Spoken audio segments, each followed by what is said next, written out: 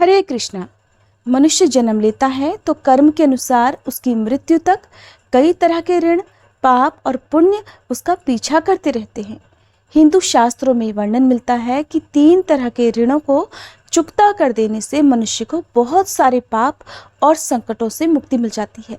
हालांकि जो लोग इसमें विश्वास नहीं करते उनको भी जीवन के किसी न किसी मोड़ पर इसका भुगतान करना ही होता है। ये 3 ऋण हैं देव ऋण, ऋषि ऋण और पितृ ऋण। कहीं कहीं पर ब्रह्मा के ऋण का उल्लेख भी मिलता है। इस तरह कुल मिलाकर 4 ऋण हो जाते हैं। इन सभी ऋणों में से पितृ ऋण को उतारना प्रत्येक हिंदू का, प्रत्येक गृहस्थ का कर्तव्य होता है। और ये जो ऋण होता है ये हमारे पूर्वजों का माना गया है। पितृ ऋण कई तरह का होता है, हमारे कर्मों का, आत्मा का, पिता का, भाई का, बहन का, माँ का, पत्नी का, बेटी और बेटे का। स्वर्ण या आत्मऋण का अर्थ है कि जब जातक पूर्व जन्म में नास्तिक और धर्म विरोधी काम करता है तो उसके अगले जन्म में उस पर अपने ही द्वारा किए गए कर्मों का ऋण चढ़ जाता है। मातृ ऋण से कर्जा चढ़ता है और घर की सुख शांति भंग हो जाती है। बहन के ऋण से व्यापार, नौकरी कभी भी स्थायी नहीं रहती।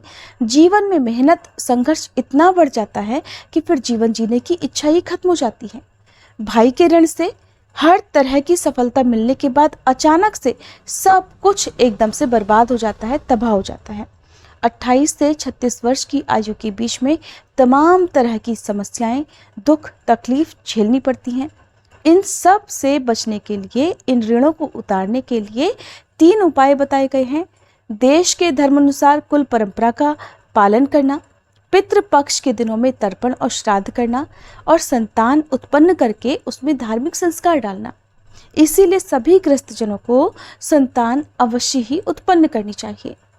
प्रतिदिन हनुमान चालीसा का पाठ पढ़ना, दोनों भौहों के बीच में शुद्ध जल का तिलक लगाना, 13, 14, अमावस और पूर्णिमा के दिन गुड़ घी की धूप देना, घर के वास्तु को ठीक करना और शरीर के सभी छिद्रों को अच्छी रीति से हर दिन साफ सुथरा रखने से भी पितृ ऋण चुकता हो जाता है।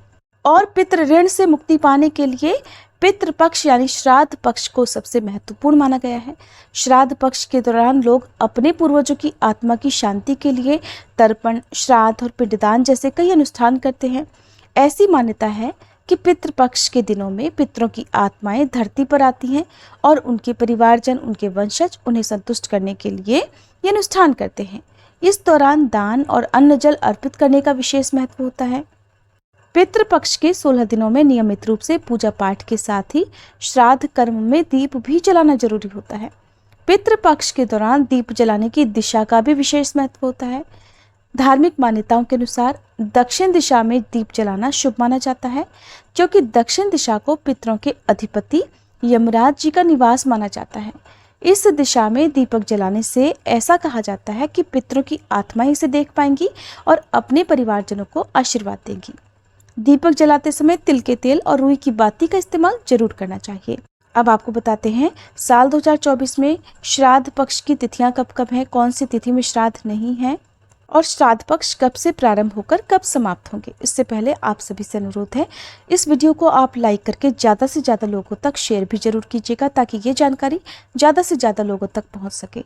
इस बार पितृपक्ष 17 सितंबर मंगलवार यानी भाद्रपद पूर्णिमा के व्रत के दिन से प्रारंभ हो रहे हैं, जिस दिन पूर्णिमा श्राद्ध रहेगा और पितृपक्ष की समाप्ति होगी आश्विन अमावस्या के दिन यानी 2 अक्टूबर दिन बुधवार को। अब जानते हैं सभी तिथियों के बारे में। पूर्णिमा श्राद्ध 17 सितंबर मंगलवार, प्रतिपदा का श्राद्ध 18 सितंबर बुधवार, द्वितीया का श्राद्ध 19 सितंबर गुरुवार, तृतीया का श्राद्ध 20 सितंबर शुक्रवार, चतुर्थी का श्राद्ध 21 सितंबर दिन शनिवार और महाभरणी श्राद्ध भी 21 सितंबर शनिवार को ही रहेगा। महाभरणी श्राद्ध पंचमी या चतुर्थी तिथि पर किया जाता है। ये संस्कार व्यक्ति की मृत्यु के प्रथम वर्ष में नहीं किया जाता। भरणी श्राद्ध, जिसे महाभरणी श्राद्ध के नाम से भी जानते हैं, परिवार में मृतक व्यक्ति के लिए किया जाने वाला एक अनुष्ठान है। अगर मृतक व्यक्ति अपने पूरे जीवन काल में किसी भी तीर्थ यात्रा पर नहीं गया हो तो उसकी शांति के लिए ये अनुष्ठान करना बहुत ही आवश्यक होता है और बेहतर होता है। भरणी नक्षत्र का महत्व मृत्यु के देवता यम से है और आश्विन माह के भरणी नक्षत्र में पंचमी या चतुर्थी तिथि को ध्यान में रखते हुए ये अनुष्ठान किया जाता है। और भरणी श्राद्ध मृतक व्यक्ति के पुत्र द्वारा पंडित जी की सहायता से किया जाता है।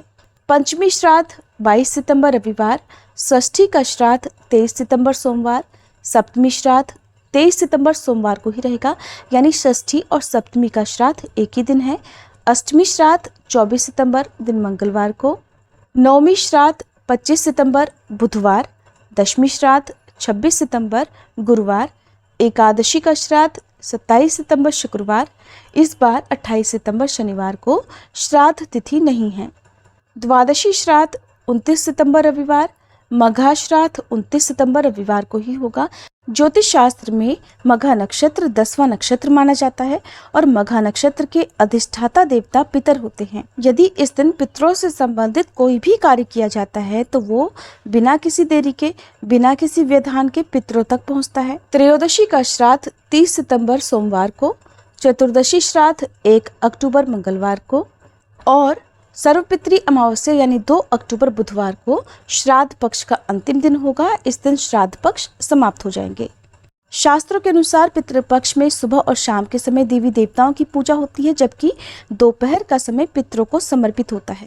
इसलिए पितरों का श्राद्ध दोपहर के समय करना ही उत्तम होता है। पितृपक्ष में आप किसी भी तिथि पर दोपहर 12 बजे के बाद श्राद्ध कर्म कर सकते हैं और इसके लिए भी कुतुब और रोहिणी मुहूर्त सबसे अच्छे माने जाते हैं।